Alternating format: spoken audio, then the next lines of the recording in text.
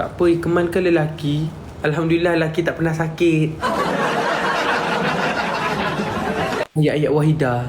Tak apa, Ikmal kan lelaki. Yelah, maksudnya kalau kena pijak dengan gajah pun tak apa, sebab kan lelaki.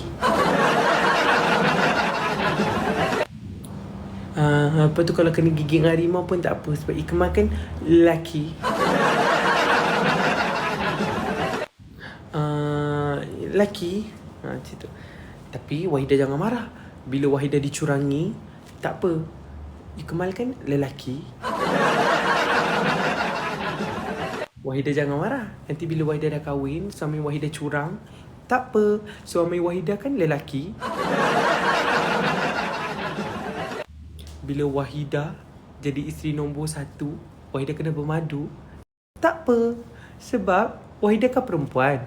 Laki Wahidah boleh kahwin 4 sebab apa? Laki Wahidah kan lelaki.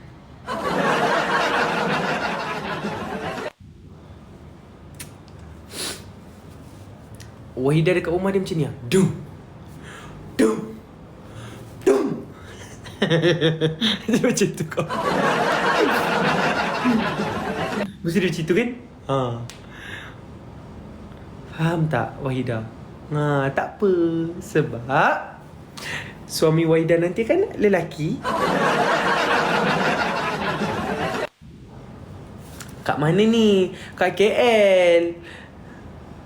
Dah, asal laki tak boleh sakit, laki tak boleh itu, laki tak boleh ni.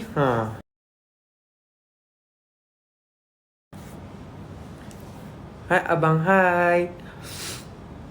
Ikmal, saya nak borak dengan awak. Boraklah. Lu siapa?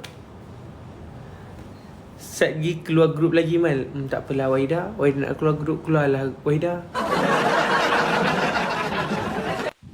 Keluarlah Wahidah. Wahidah dah tak akan jumpa dah idola se-handsome ni, sebaik ni, yang bagi duit raya, yang sanggup dengan Wahidah nyanyi. Wahidah dah tak jumpa. Wahidah dah tak jumpa dah.